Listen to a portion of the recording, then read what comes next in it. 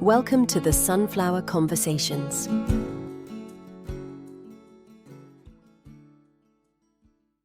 We acknowledge and pay our respects to the traditional custodians of the lands on which we record, and especially to those who may also be living with a disability. Welcome to another episode where we will explore a variety of non-visible disabilities, the way in which people experience their disabilities, and discover the opportunities for society to make access and inclusion improvements that benefit everyone. Hi everyone, my name is James Dunn and I am your host. And like many of the guests on the Sunflower Conversations, I also live with disability, including myalgic encephalomyelitis, more commonly known as chronic fatigue syndrome, and postural orthostatic tachycardia syndrome. When some days get a little tough, we'll help you find that sun and lift you up to get you through to your sunflower blue. On today's show, I'm joined by Vikesh Anand. Vikesh was born in New Delhi in India and was raised in New Jersey in the United States. He now lives in Brisbane on the lands of the Turrbal and Yagara peoples. Vikesh has over 30 years of experience in IT across the USA, Canada and Australia, and currently works at the University of Queensland. Vikesh has a stutter and is dedicated to raising awareness of stuttering and creating a world in which people who stutter are given the confidence, space, time and opportunity to speak. He is a TEDx speaker, founder of the Australian Stuttering Association, known as STUTTA, a keynote speaker, and is a passionate advocate for anyone who has ever felt different. Vikesh Anand, welcome to the show. Thank you, James. Thanks for having me. So perhaps we might start with the basics. If you could just explain for our audience what a stutter is and the different types of stutter and what causes it. Sure, thank you. So a stutter is, I guess the easiest way to explain it, it's a moment of disfluency, interruption in sound when you're speaking. And there are different types of stutter in terms of the types of physical block that you might have. So some of the types of blocks are you might bounce on the word. In some cases, you might slide on the word to try to get it out. And in some cases, probably one of the more challenging is a silent block. And you can imagine if you're on a phone call and you're just trying to be quiet, as a podcast listener would understand, like, what just happened there, right? And that was me trying to get a sound out, but it's just a silent block. So those are the different types of blocks that occur. There are, I guess, at a high level, two different types of people who stutter. So there's covert and overt. And so covert is really secretive. I'm going to try to hide it as much as possible and try to portray myself as a fluent person. Overt stutterer, it's fairly obvious. They're unable to really get over those sort of harder blocks, physical blocks, and so it's more obvious to the listener that this is a stutter. In terms of the cause is unknown, and I'm not a researcher or a scientist, but at the core level, it's just the way I'm wired, right? And there is no known cure at this time for stuttering as well. Great. Well, that's a really good explanation. And I think it's probably a good segue to jump into our Mythbuster question, which we normally do a bit later, but I think it works now, given what you've just said. So what is the biggest myth or misconception you find that people have about people with a stutter? And at the same time, we might ask a great question from our podcast community, which is connected to that, which is, how do you deal with misconceptions and comments? Sure. So there are probably a small the number of continuing myths and perceptions even until today in 2026. One is that the person is lying. Two is that the person is less intelligent. And three is they're just unsure of what they want to say. All three of which are untrue, by the way. I think the challenge with stuttering is that fluent people are not fluent 100% of the time, right? Yep. Lots of people experience moments of disfluency, whether it's a stressful situation, a job interview, et cetera, et cetera. And so they related back to their experience, right? I was nervous the last time I had a moment of disfluency, so you must be nervous as well, right? And we're like, well, that's not the way it works. And then of course you have people say, it's an opportunity to share that no, actually that's not what it is. It's just a stutter. And then you have the response of, oh, I have a stutter too. And I'm like, I don't think it's the same, because again, I think people are trying to be nice, right? But having a moment of disfluency throughout your life is not the same as having a stutter. So I think those are some of the most common myths that continue today, and I guess it's on us, right? It's upon our stuttering community to really bring awareness and educate the listener, right? And I'm not saying that I always bring out my PowerPoint slides and be like, let me show you what this is, but it's more about, hey, no, I didn't forget my name. No, I just have a stutter, right? And I'm not apologetic about it. Sometimes that statement leads to an apology from the listener going, oh, sorry, I didn't know, and we move on. And sometimes it leads to a deeper and more meaningful conversation because they go, oh, actually, I have a friend, family, et cetera, that also has a stutter, and let's talk about it, right? And because it is invisible, unless I'm wearing my T-shirt that says I stutter, it's not to be expected, right? And so I think people have an expectation to hear words come out a certain way, right? And because 99% of the adult community is fluent and only 1% of adults in the adult community stutter, it's possible that they just haven't met someone who stutters yet, right? And so I don't give that a reason for rudeness, and I have never encountered anyone who's actually been rude about it. I genuinely, if I think about it from the listener's perspective, they just haven't met anyone else who stutters, and it's my opportunity to provide some level of awareness. Great. Yeah, that makes sense. And I guess going back to the beginning of your life, what was your earliest memory of realizing that your speech was different? And was there a moment you realized that other people noticed it too? Yeah, good question. For me, it was grade 7. So I think around, I'm trying to think of age groups, maybe 10, 11 or however old I was. But for some reason, I remember the first day of grade 7, and this was growing up, as you said, in the US. And that first day of class, I immediately became aware that my words sounded differently than others. Now, I've had a stutter since I could talk. So I had always stuttered up until that point, but I was unaware that was happening. And as soon as grade 7 started, and maybe it's the age, etc., I was just like, oh, this doesn't sound the same as others. And that resulted in me sort of talking a whole lot less. And starting to really become self-conscious, really become fearful of like, what are people going to think if they hear me stutter? What's my teacher going to think if they ask me a question and I stutter because I know the answer, right? I think I'm a pretty smart person. Like, I know the answer, but they're going to think I don't know the answer because the words aren't coming out immediately and fluently.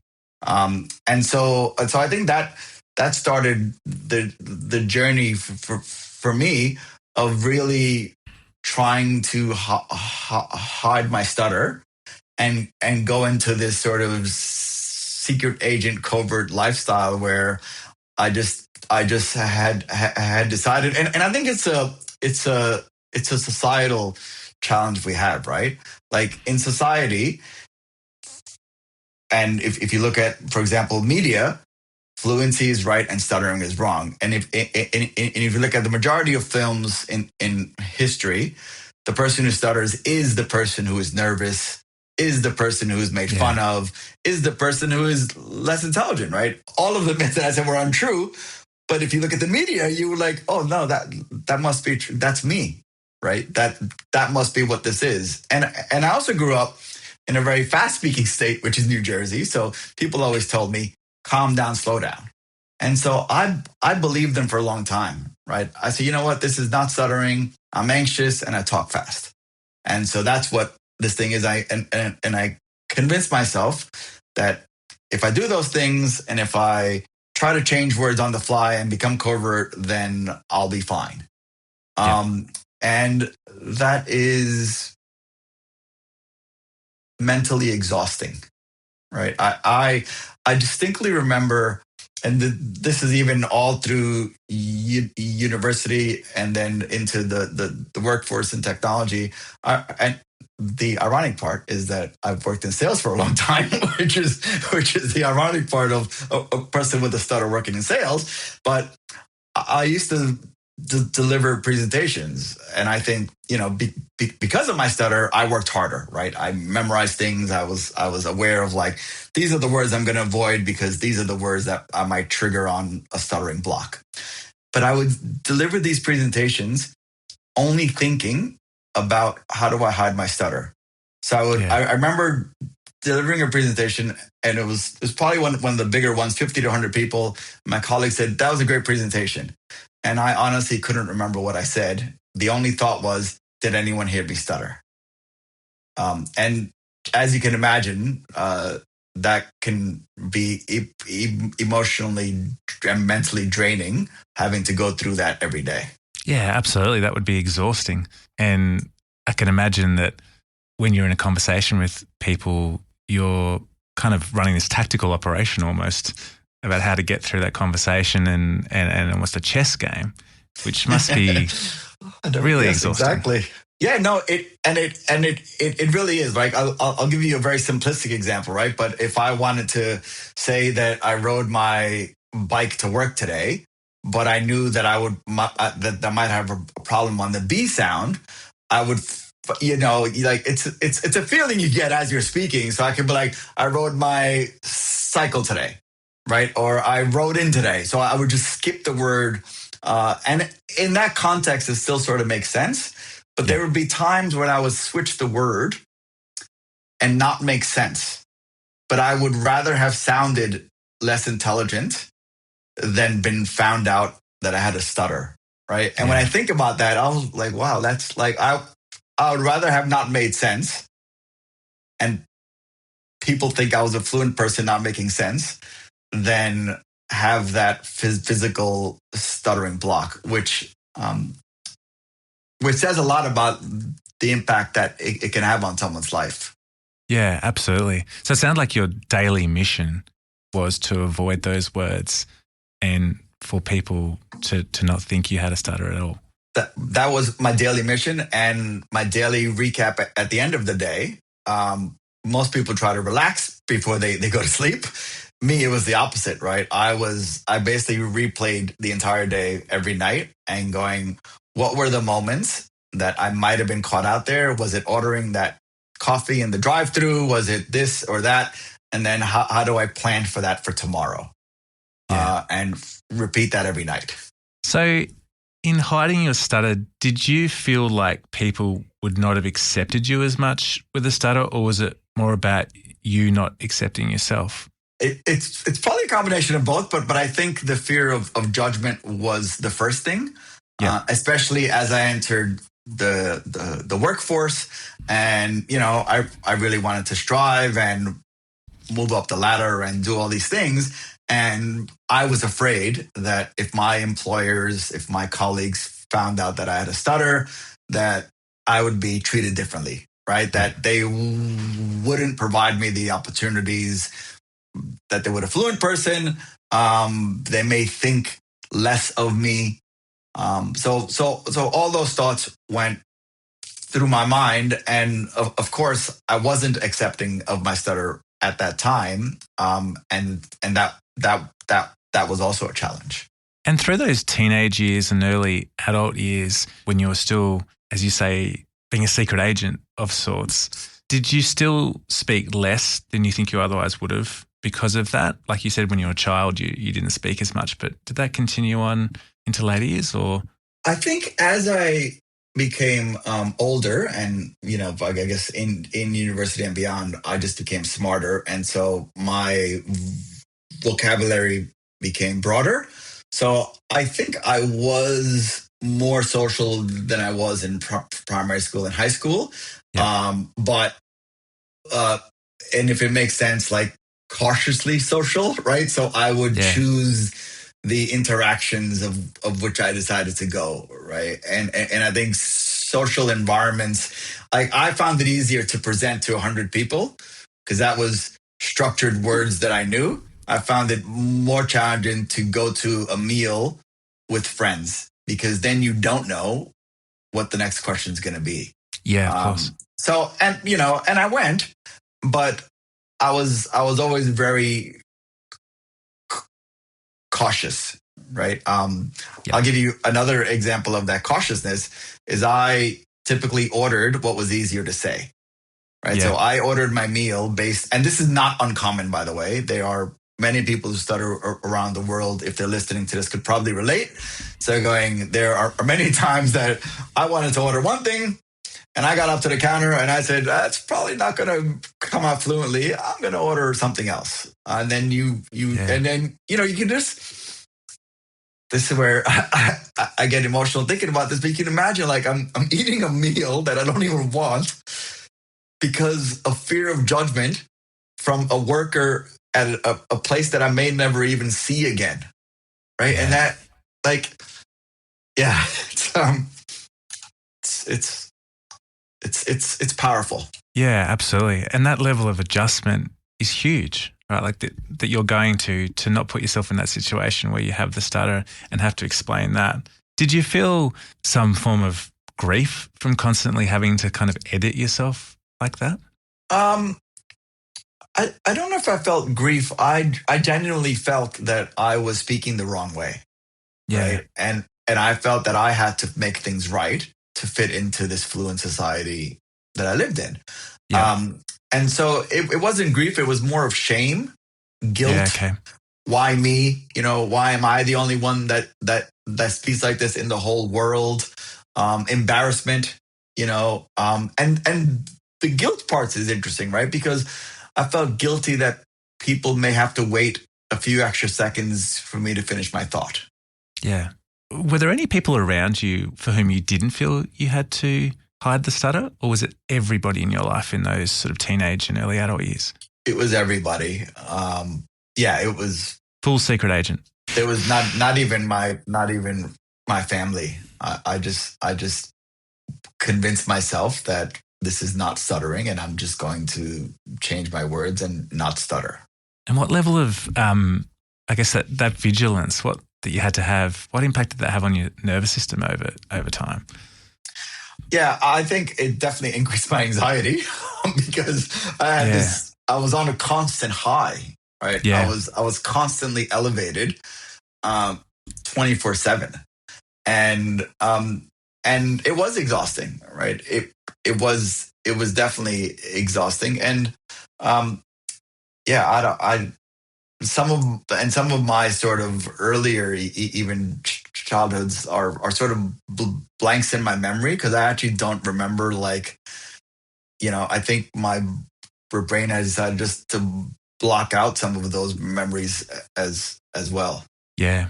So they were the teenage years and early adult years, but how old were you when you decided to not hide your stutter anymore? And did something happen at that time of your life that led you to that decision?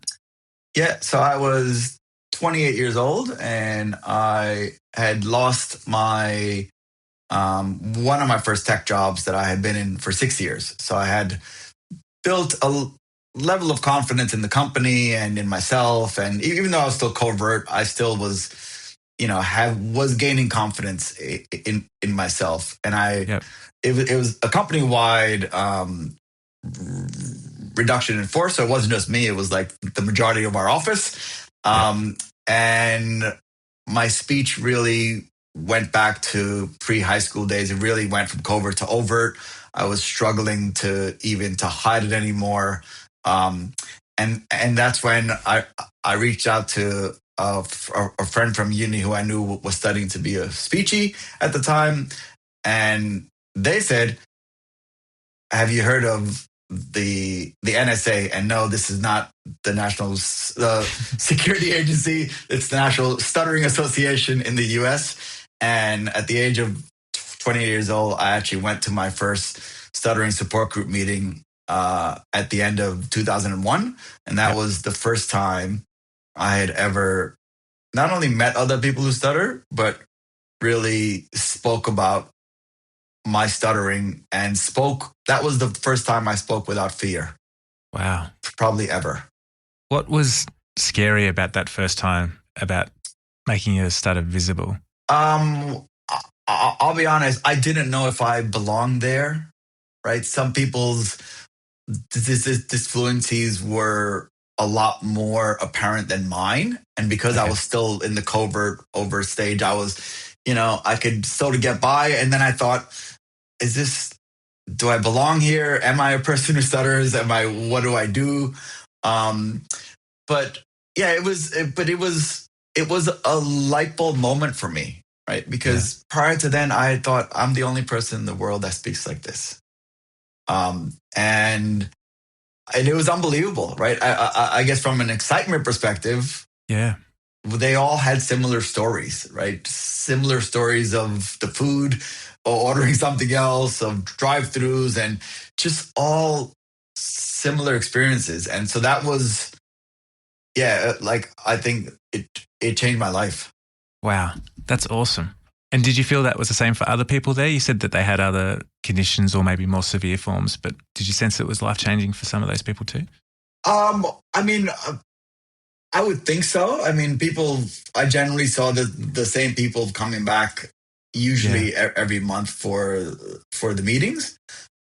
So I think there's something to be said about when you find your like-minded community, your tribe, and when it comes to stuttering, and I could tell you when I meet someone who stutters, we have this immediate connection, right? And it transcends anything else, right? Race, ethnicity, views, points around the world, it doesn't matter, right? Because we both have experienced life with this unique perspective and viewpoint. And unfortunately, probably bad experiences, but it's that bond, right? And it's hard to explain to someone who doesn't stutter what it's actually like to be in that moment of flight or fight, or the tension, the block, the everything. But when you meet someone who stutters, it's like, shoulders down, and I have nothing to hide anymore.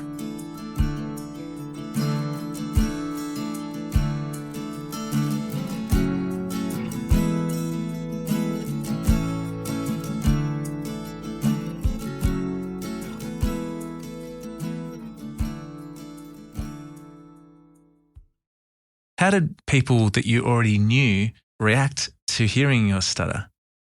Yeah, good question. So it was definitely a journey, right? And that was 2001, and we're in 2026. So for 25 years, it's been a journey, right? And for some people who stutter, the journey goes longer. And for some people, the journey is shorter, and they immediately click and they figure it all out, right? For me, I could tell you for the first 6 months, on the first Wednesday evening of every month, I lied to my roommate and I told him I was going to the Barnes & Noble's bookstore. And then eventually 6 months and 6 months of meetings. And I was like, okay, I gotta, I'm trying to get this acceptance thing going, but this isn't good, right? Like I'm going to these meetings and I feel great, but I'm lying to one of my best friends and roommates, right, of where I'm going. So after 6 months, I said, I got to tell you something. So, on like the first Wednesday, I go to the Barnes and Nobles. I was like, I'm actually not going to a bookstore. I'm going to a support group meeting for people who stutter. And this is also where I get emotional, because his response was very interesting. He's like, why'd you lie? I said, because I have a stutter. And he said, but I've always known you stuttered. So why'd you lie? And it was profound, right? Because here I thought that I was the best secret agent in the world. And the more people I told, the more I realized that I would never get a job with the CIA because I had failed, right? I had failed in the sense that everyone that I came out to, and that was my best friend and roommate. Then I actually spoke to my mom, who I didn't realize at the time had felt guilty that she was the cause of my stutter because my parents were separated, and she thought that's why I stuttered. So she had carried all this guilt until that moment that I spoke to her, like, hey, by the way, I've been going to support groups and, I stutter. And she's like, and so that was an amazing moment to be able to tell her it's not your fault, it's just the way I'm wired. But the more people I told, I spoke to my brother. He obviously already knew. And then I spoke to people at work eventually, again, like a few years later.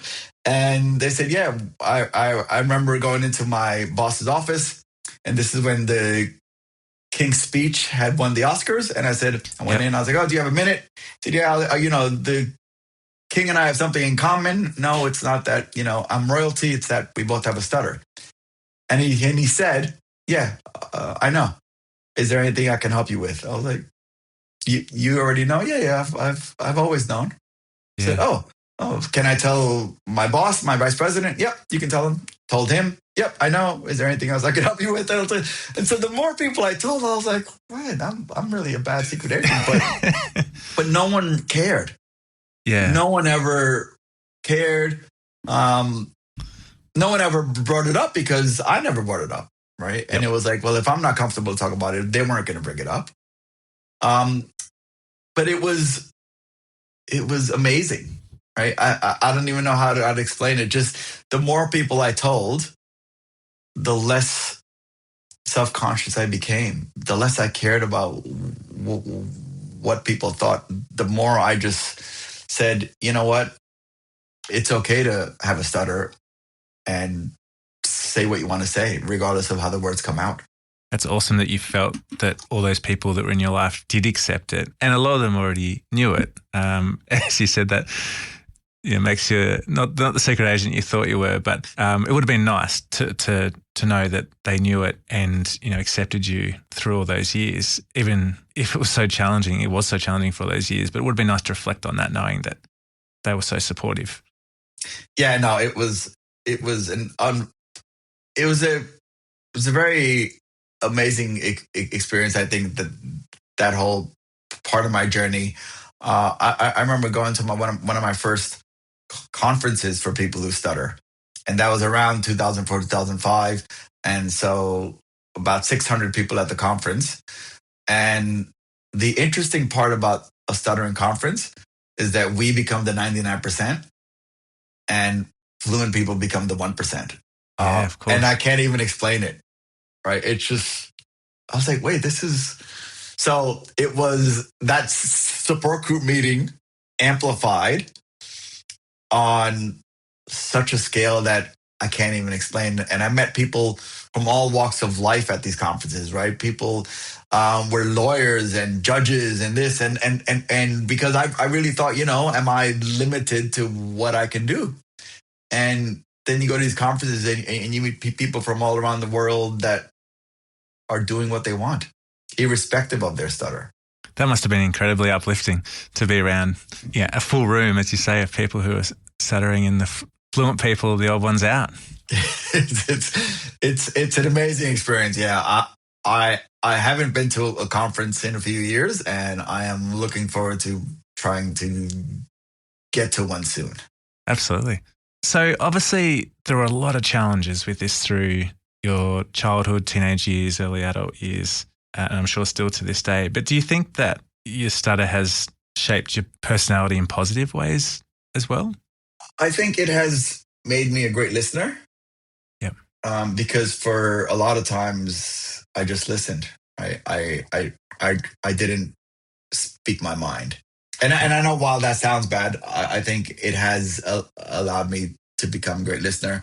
It has, I think, allowed me to be more, is the word empathetic, but I'm more accepting of anyone that has a difference. Yep. Because if the whole world was the same, how boring would it be, right? Like we are all unique and we all have something to contribute.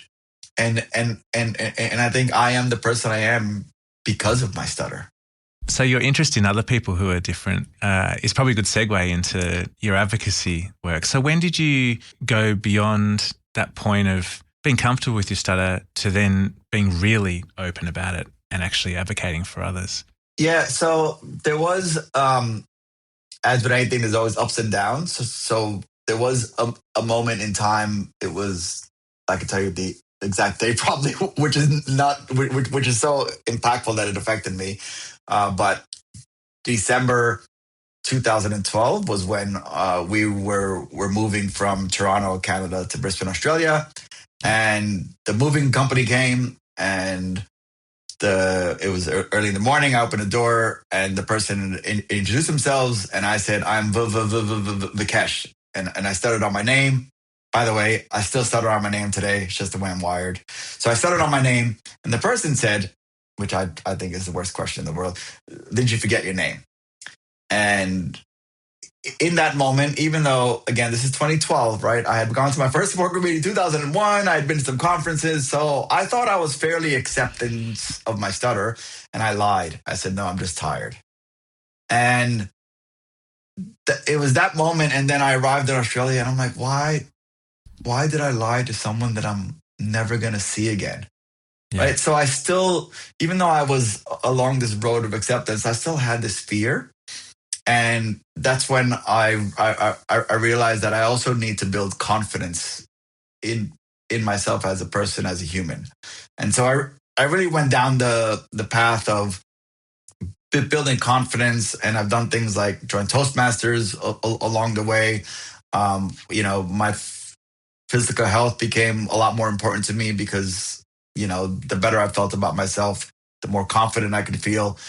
And then it was around that time that I decided, you know what, I also want to share what I'm learning in my journey. So I actually started to become a presenter at some of these same conferences that I had been attending over the years as an attendee, and share some of that story and journey as well. That's great. So it sounds like it is like a lot of people with some kind of health condition or challenge, I guess, of any kind. It can often be a long journey, and it was a bit of a 2 steps forward, 1 step back type journey for you. And that experience with the removalist must have really hit you, because, I mean, it seems like a completely nonsensical response from that person. And I can see how that would have, really hit you hard. And I guess you have those knocks along the way, but you keep pushing forward. And you've done your advocacy, which is great. It sounds like your advocacy and your acceptance of the stutter are kind of intertwined. Like, it's not like you fully accepted yourself before you did the advocacy. The advocacy is helping you with the continued acceptance. Is that right? Are they sort of intertwined? Yeah, that's an interesting statement. Yeah, I would agree, right? The more I speak about stuttering, the more I meet other people who stutter through Australian Stuttering Association, also known as STUTTA. The more I do that, I always feel better, right? Because I don't think I can just sit back and relax, right? Yeah. I think I have a voice, right? And for a long time, I didn't use it, right? I tell people, because some people will tell you I speak too much. and I'll say yes, because I have a lot of time to make up for, right? Because for a lot of my life, I didn't speak my mind. Yeah. And I think if I have a voice and an opportunity to help others along the way, why wouldn't I? Absolutely. So what sort of work are you doing with Stutter to help people? So I started Stutter with a few other people that helped me almost 3 years ago now. And the main thing we do is that we have a monthly online chat, and it's called Speak Freely. And as the word implies, as the words imply, People who stutter can join and speak as they want, right? Some people are joining because they really want to practice some sort of speech therapy technique that they're working on. That's completely fine. Yep. Some people join and just want to speak as they are. That's completely fine. And some people join and do a hybrid of both, right? So for us, it's a judgment-free zone. And we don't necessarily even talk about stuttering the whole time, right? It's just an opportunity for 1 hour, and it used to be once a month, and now we've increased it this year to twice a month. And it's just an opportunity to build that community, meet other people without any pressures that they may feel and we may feel in our day-to-day lives, right? So we can just talk without fear of like, am I going to be judged? Should I change my words? No, just come as you are. And I think it's been a great journey. Absolutely. And it sounds like that would be an incredibly positive environment for people and would be uplifting, and people would leave with confidence. Yeah. And that really is one of my main sort of goals and messages, is to help people build confidence in themselves, right? Because I think stuttering is too unique to have like a one size fits all as it relates to therapy if someone wanted it, right? So I always tell people, like, you have to try to build confidence in yourself, and that may involve speech modification tools. It may not, right? It's just, get to a point in your life where you're ordering the food you want to order. You're saying what you want to say without fear of that judgment. Yeah, that's great. And I do think that those forums are so beneficial for so many different types of challenges that people have in life, because you can hear what other people do. Because as you said, for a lot of conditions, there isn't a one size fits all, probably none. So hearing other people's experiences, you can take those elements of what you think might work for you. And it sounds like that works really well for stuttering. No, it definitely does. And people can come with specific questions of, I had this, or what should I do? I'm practicing for a job interview, for example. That's quite common. Job interviews are always a stressful situation for anyone. Yeah. And if you have a stutter, then that just sort of amplifies it a bit more as well. Yeah. So connecting to the sunflower, how has wearing the sunflower helped you? So I'll start off by saying that I learned about the Hidden Disabilities Sunflower probably in the last couple of years. And so at the University of Queensland, at UQ, there was a morning tea about the Hidden Disabilities Sunflower that was organized by someone else. And I went to the morning tea, and I was immediately drawn to the similarities that I and stuttering has and had with other hidden disabilities. And immediately I couldn't believe that, one, I had never heard of it.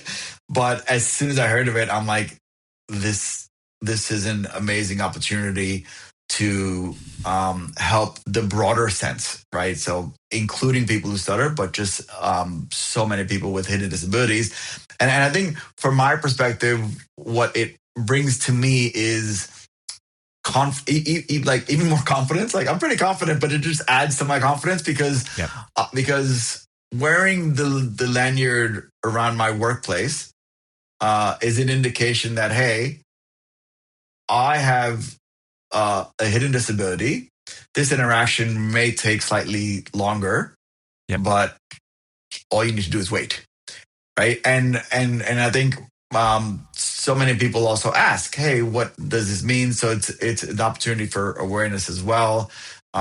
We as UQ are a member of the Hidden Disabilities Sunflower program, but because I hadn't heard about it back then, I'm like, hey, how do we bring more awareness? Like, I never even knew so I spoke to a few people, and fast forward after a student staff partnership where we engage with 2 other colleagues and 4 students, and the students did most of the work. And then we sort of had an official launch on all of our campuses and almost all of our digital screens now have a image that it was approved by both brand teams, UQ brand as well as Hidden Disabilities brand team. And it just shows that we are a member and we are a community that is accepting. And I think the most powerful place that I've seen the screen is at Student Central here on our main campus. Because Student Central, even though the word says Student Central, everyone that needs to get, like every staff member even that needs to get a staff ID has to go to Student Central. Yep. So anyone who starts as a student has to go to Student Central. So we're talking, I think we're at 59,000 students and 15,000 staff. Like it's a large cohort of people that are experiencing the sign and experiencing this opportunity. Imagine coming to a campus and if you already know about the Hidden Disabilities Sunflower and then you see that image, you're like, I've come to a place that will accept me for who I am. Yeah, that is fantastic. It sounds like it is a really inclusive community there at the university, which must make going to work a lot easier and enjoyable. And I can definitely relate to your experience with first coming across the Sunflower. I sort of didn't know it, and then I sort of saw it kind of everywhere, and it really resonated with me because it's so simple. It's just that conversation starter, and it just helps people to feel comfortable. And it's great that you've experienced that. And I can see how people with a stutter would definitely benefit from it because, like you said, it just allows a little bit more time and for people to be a little bit more curious, I guess, which is helpful. Exactly. And, I've certainly noticed more and more people are wearing the Sunflower lanyard around campus. I was going for a coffee yesterday and I saw a couple of people that had it on. I think, and, hopefully I've helped with also trying to build confidence in some of these people as well, right? So I've organized, after that morning tea, I said, I'm going to organize some morning teas in the buildings that I support as well. Great. And I remember we've had people that have initially asked for a bracelet, or the armband. Is this what's armband? And then they've come back sort of a couple of months later, like, okay, I'm ready now for the lanyard, right? So they have in themselves built up the confidence saying, you know what, I had this on my arm, but I'm ready now for the lanyard. And that's amazing to see that growth just within our own community. Yeah, that's great. And it sounds like because you're now sort of going beyond just your stutter community in terms of your support and advocacy to everyone with non-visible disabilities, you can probably sense that a lot of people have also been a secret agent in their lives, either their whole life or for parts of their lives. So that's an experience you could relate to.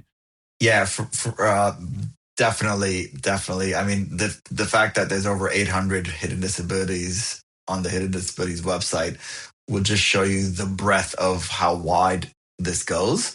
Yeah. And there are people that have come to these morning teas, and these morning teas, I mean, I call them a morning tea. They're really like a support group meeting, right? Because people will come and share things like that they have never shared before. And then what's also amazing is that we have, leadership people will come, group leaders, directors that are really interested in some cases also sharing their hidden disabilities, which, the higher you go, I think they always feel like, I don't know if I can. So that's been, I think, very amazing. And I appreciate them for doing that. But then also other people come and with their employees and just really wanting to learn. I don't have a hidden disability and they've told me, but I've come to learn how can I support this person that does, or this staff member or my team. And that's amazing as well, right? Absolutely. Is that we also have people not only wearing the green lanyards, but we have also people wearing the white lanyards, indicating that, hey, you know what? I don't have a hidden disability, but I understand and appreciate and support people with hidden disabilities. Absolutely. I mean, the success of the initiative relies on the continued growth of those people who are the supporters, who are aware of the initiative, because they're the ones who are often going to be providing the help. So the work you're doing there is great too, particularly at UQ. So just coming back to your situation with the stutter and how people might be able to help. So what are some of the most helpful and least helpful ways that people respond to you when you stutter? I'm going to tell you the number one tip, and I'm going to tell you, your listeners, the number one tip. And as much as you may think you are being helpful, please don't finish our sentences. Please, please, please do not finish our sentences. And I'm going to sort of give an example of, I can see the intention why, right? If I see someone that is at a crosswalk and I think they may need assistance to cross the street, right? So I can go by, hey, would you like me to help you? So they can either respond with, get away from me, you creep, or they can say, yes, I appreciate the assistance. So I think the intention of completing our sentences is always genuine, right? I don't think people are trying to be rude. I think they see someone who is either struggling, stumbling, or they're trying to think of what they want to say. Let me help them out, right? And in our case, it's very demoralizing. It's very deflating to have that happen to us, right? So I think for me, please don't finish our sentences, right? And just give us the time to finish. I think that's probably the number one tip I can give. That is a fantastic tip, Vikesh. And I think when people hear that, I'm sure they will do that. And as you say, people probably do have good intentions, but when you know the impact it has on someone and it is demoralizing, as you say, then people won't do that. And so hopefully everyone listening will take that on board. I certainly have. So in addition to those examples you've already provided, our final question is always around change. And what's one small change that individuals or organisations could make tomorrow to improve the lives of people with a stutter or any other life-changing, non-visible illness or health condition? I'm going to say probably two things. I know you said say one, but I'm a rule breaker. So one is, if your organization hasn't heard about the Hidden Disabilities Initiative, sign up, right? Like, it's not, like, in the big scheme of things, it's not that much money. And I think number two is, it's one thing to talk about being inclusive. To me, you can really show that, right? You can really empower people by bringing awareness of something like hidden disabilities, right? I think I mentioned earlier, like, the challenge with hidden disabilities, and I love the tagline, right? Making the invisible visible, right? Is that, people aren't going to immediately come out and share their vulnerability if they don't feel confident that leadership is on board to accept that, right? So It's a two-way street. So I would encourage organizations to really show that support, inclusiveness from the top down, right? It's not going to start from the bottom. No one's going to walk in with a lanyard and hope that everything is fine, right? I have a level of confidence, so I have worn it around, and I know that my leadership have been extremely supportive of my initiatives, right? But I've also met colleagues who haven't been as comfortable or confident, right? And that's where I have challenged sort of leaders within the university, going, hey, I know we talk a good game about being inclusive. Did you know that you have people in your team that aren't really feeling that comfortable, right? So I think it's an opportunity to really show that, right? Lead by example. Absolutely. I think you're right. The leadership in an organisation is incredibly important to setting the tone and setting the culture, and through that, the level of inclusiveness in an organisation. So I think we're getting a lot of organisations joining the initiative, which is fantastic, and their leadership is on board, and it just makes it so much easier for everyone else if you're in an organisation where everyone understands and is on board, which is great. Vikesh, it's been fantastic to chat with you today. It's been really interesting. I've certainly learned a lot about stuttering and what it's like to live with a stutter, and it's been really uplifting too. You've got so many positive stories, which I'm sure our listeners have loved listening to. And thank you also for the work that you're doing, both in your stuttering community. It sounds like that's making a really big difference to people, but also with the Sunflower and the broader inclusive initiative that the Sunflower is. Sounds like the University of Queensland is a really uplifting and inclusive place to work, and you've been a big part of that. So thank you so much, and all the best. Thank you very much, James, and thanks again for the opportunity. Right, I truly believe that we have to advocate and educate. It's not going to happen on its own, right? It's just not, right. So as a community, it's on us. So thank you for allowing me this time and space as well to speak.